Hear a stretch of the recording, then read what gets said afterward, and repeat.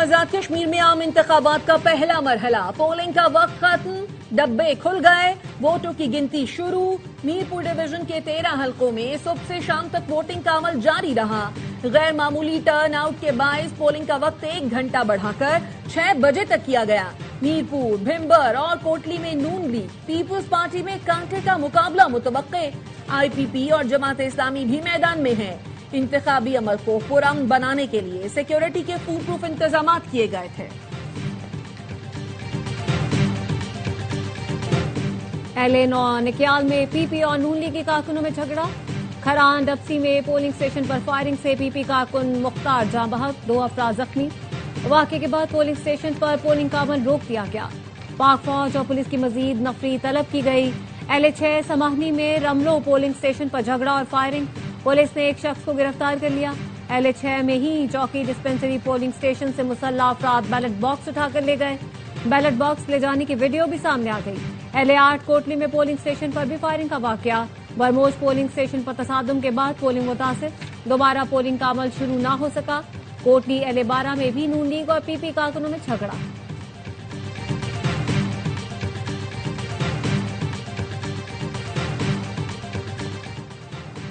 नक्याल में मेरा कारकुन शहीद हो गया, मुतालिका हुकाम और इलेक्शन कमीशन कहां है? बिलावल भुट्टो का पीपी कारकुन मुख्तार यूनुस के कत्ल पर इजहार अफसोस। इल्जाम लगाया नून लीग के उम्मीदवार उमैर नईम की फायरिंग से मेरा कारकुन शहीद हुआ। 2 रोज कबल नून लीगी रहनुमा की खुलेआम फायरिंग की वीडियो मंजर आम पर आई थी। फायरिंग का नोटिस लिया जाता तो आज इंसानी जिंदगी की कीमत अदा न करना पड़ती। शहीद मुख्तार यूनुस जावेद बढ़ांडी के साथ मिलकर मुअस्सर मुहिम चला रहा था। शिकस्त से बौखलाकर मुखालफीन ओछे हथकंडों पर उतर आए हैं। पंजाब हुकूमत इलेक्शन से पहले बसें देती तो हमें खुशी होती। ड्रामेबाजी से कश्मीरियों के वोट खरीदने की कोशिश की गई। पीपल्स पार्टी के रहनुमा सईद गनी कहते हैं कश्मीर में जारी गुंडागर्दी रोक दी गई तो नतायज गिलगित से मुख्तलिफ नहीं होंगे। नदीम अफजल चंद ने कहा कश्मीर के आवाम को बसें नहीं गंदुम चाहिए। आपने कश्मीर की गंदुम बंद की, लोग आटे के लिए तरस रहे हैं। बैड गवर्नेंस की वजह से आधा पंजाब डूब गया। पीपल्स पार्टी का LA12 कोटली में मुसल्ला मुदाखलत और धांधली का इल्जाम। इंचार्ज पीपल्स पार्टी आजाद कश्मीर इलेक्शन सेल अब्दुल शकूर का चीफ इलेक्शन कमिश्नर को खत। मुस्लिम लीग नून पर ठप्पे लगाने का इल्जाम।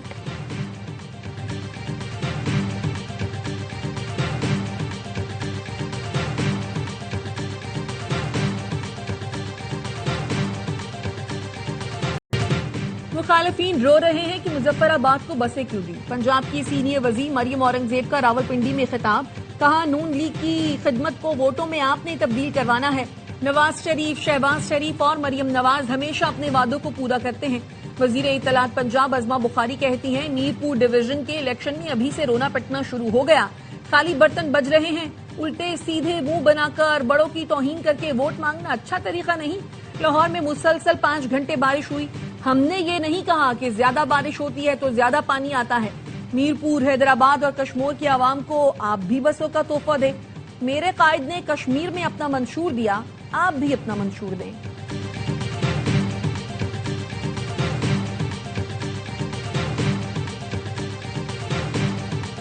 निकलो पाकिस्तान की खातिर। आजाद कश्मीर में नौजवानों से लेकर बुजुर्गों तक वोटर्स की बड़ी तादाद अपना फैसला सुनाएगी। खवातीन और बुजुर्गों ने बढ़ चढ़ कर इंतखाबी अमल में हिस्सा लिया। पोलिंग के आगाज से ही वोटर्स की कतारें लगी रहीं। पाकिस्तान से मोहब्बत के इजहार के लिए बुजुर्ग शहरी सब्ज रंग का लिबास पहनकर वोट डालने आए, जिस पर कश्मीर बनेगा पाकिस्तान का नारा लिखा था।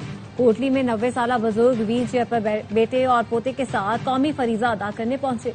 मीरपुर के अवाम ने गैर जमहूरी कुव्वतों को मुस्तरद करके वोट के हक का भरपूर इस्तेमाल किया। कालादम कमेटी के लॉन्ग मार्च की कॉल मुस्तरद करके इंतखाबी अमल में तारीखी शिरकत की।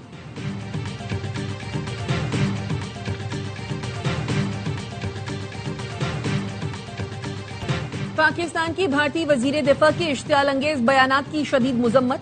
वजीर दिफा ख्वाजा आसिफ कहते हैं भारत प्रोपेगेंडे से तस्लीम शुदा कानूनी हकाइक मस्क नहीं कर सकता। भारतीय वजीर दिफा का बयान हकाइक मस्क करने की एक और नाकाम भारतीय कोशिश है। भारतीय बयानात से मकबूजा कश्मीर की मुतनाज़ हैसियत तब्दील नहीं हो सकती। भारत जनूबी एशिया में दहशत गर्दी का सबसे बड़ा सरपरस्त है। पाकिस्तान अमन और मुज़ाकरात की अपनी पॉलिसी पर सख्ती से कायम है। तर्जुमान दफ्तर खारजा का कहना है पाकिस्तानी कौम और मुसल्लह अफवाज हर भारतीय मुहिम जोई का मुंह तोड़ जवाब देने की सलाहियत रखती है। پاکستان کا اقوام متحدہ اور عالمی برادری سے بھارت کے غیر ذمہ دارانہ رویے کا نوٹس لینے کا مطالبہ۔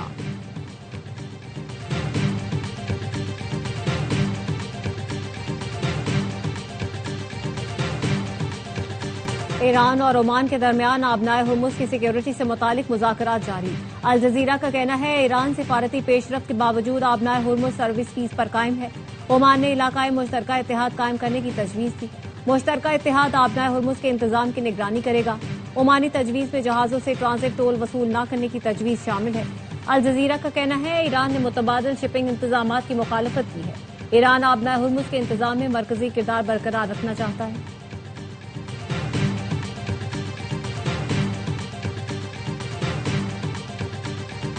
خلیج فارس کے کچھ ملکوں نے ایران پر حملوں میں آزادانہ طور پر حصہ لیا، جس کا ذمہ دار امریکہ ہے۔ ایرانی وزارت خارجہ کے ترجمان اسماعیل بقائی کی نیوز کانفرنس، کہا ایران امریکہ کو یہ طے کرنے کی اجازت نہیں دے گا کہ جنگ کب ختم ہوگی۔ آبنائے ہرمز بدستور بند ہے اور اس معاملے پر عمان سے مذاکرات جاری ہیں۔ اسماعیل بقائی نے بحیرہ کیسپیئن میں بحری جہاز پر یوکرین کے حملے کو پہلی عالمی جنگ کے دوران انتشار پسند قوتوں کے طرز عمل سے مماثل قرار دیا۔ ان کا کہنا تھا یوکرین کی غیر قانونی اور بلا جواز مہم جوئی کا جواب دیا جائے گا۔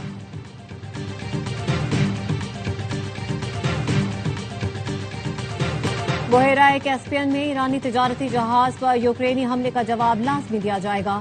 ایرانی خارجہ پالیسی کمیٹی کے سربراہ ابراہیم عزیزی کا کہنا ہے ایران کے خلاف کسی بھی اقدام کی ہمیشہ قیمت چکانی پڑتی ہے۔ امریکہ اور اسرائیل اس حقیقت سے بخوبی آگاہ ہیں۔ یوکرین کو بھی شاید جلد احساس ہو جائے گا کہ ایران جواب دیے بغیر نہیں چھوڑے گا۔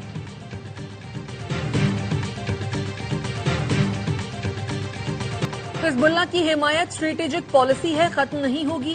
حزب اللہ کے سیکریٹری جنرل نعیم قاسم نے ایرانی سپریم لیڈر مجتبی خامنائی کا خط شیئر کر دیا۔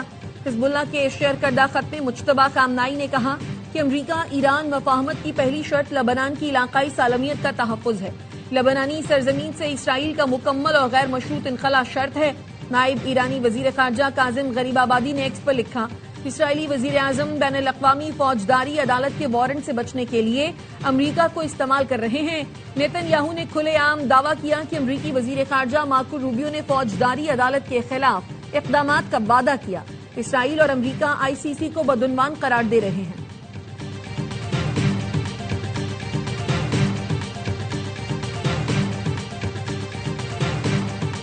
سعودی عرب پر عراق سے ڈرون حملے کی کوشش، فضائی دفاعی نظام نے ڈرون تباہ کر دیے۔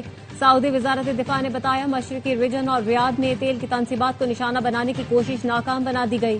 حملے ایران نواز دہشت گرد ملیشیاؤں نے عراقی سرزمین سے کیے۔ سعودی عرب کو اپنی سرزمین اور تنصیبات کے دفاع کا مکمل حق حاصل ہے۔ حملے کا جواب مناسب وقت پر دیا جائے گا۔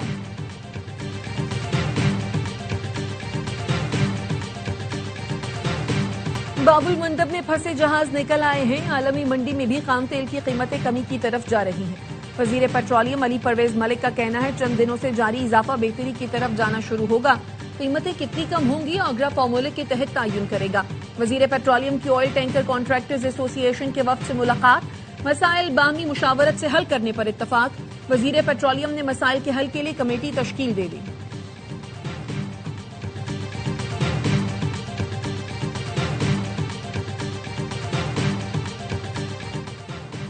اسٹیٹ بینک نے نئی مانیٹری پالیسی کا اعلان کر دیا، شرح سود 11.5% برقرار رکھنے کا فیصلہ۔ پاکستان اسٹاک مارکیٹ میں تیزی، انڈیکس میں 7,000 سے زائد پوائنٹس کا اضافہ۔ 100 انڈیکس کی 1,78,000 پوائنٹس کی سطح بحال۔ کاروبار کے اختتام پر 7,241 پوائنٹس اضافے سے 1,78,262 پر کاروبار بند ہوا۔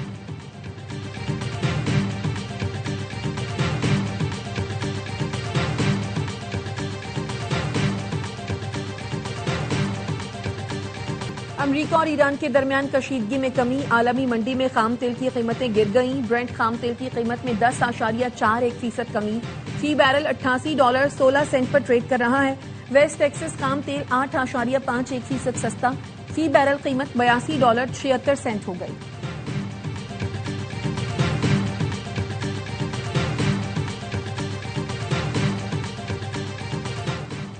فیلڈ مارشل کی مسلسل کاوشوں سے کشیدگی میں دوبارہ کمی آئی۔ وزیر داخلہ محسن نقوی کی حافظ نعیم الرحمان سے ملاقات میں گفتگو، ملک کی مجموعی صورتحال اور علاقائی امور پر بات چیت کی گئی، عوامی مسائل کے حل سے متعلق مشاورت۔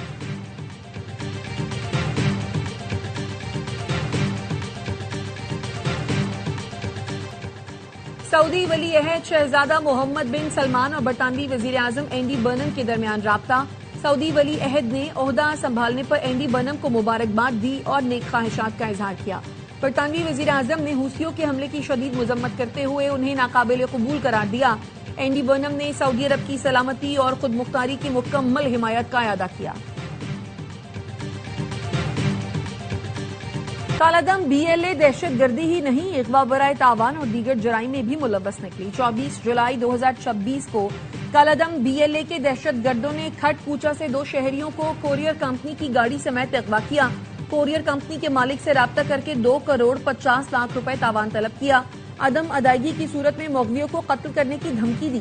وزیر مملکت الال چودھری کا کہنا ہے دہشت گرد گاڑیوں کو روک کر لوٹ مار کرتے ہیں۔ بلوچستان میں بسوں سے اتار کر لوگوں کو شہید کیا جاتا ہے۔ جو بھتہ دیتا ہے اسے کچھ نہیں کہا جاتا۔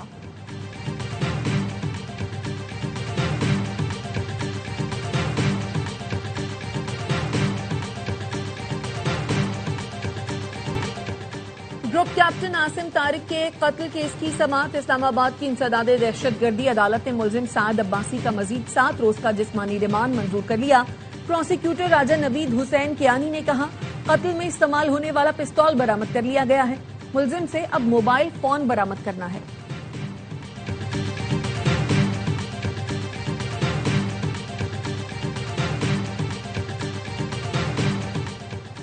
ایڈیشنل ڈسٹرکٹ اینڈ سیشن جج راولپنڈی نے بشا بی بی کی جیل انتظامیہ کے خلاف درخواست پر فیصلہ محفوظ کر لیا۔ بشا بی بی کے وکیل نے کہا خواتین بارک کی انچارج کی غفلت سے بشا بی بی کی آنکھ خراب ہوئی۔ ڈیپٹی سپرنٹینڈنٹ بلقیس مریم غیر اخلاقی زبان استعمال کرتی ہیں۔ بلقیس مریم کی تعیناتی سے قبل بشرا بی بی کی آنکھ ٹھیک تھی۔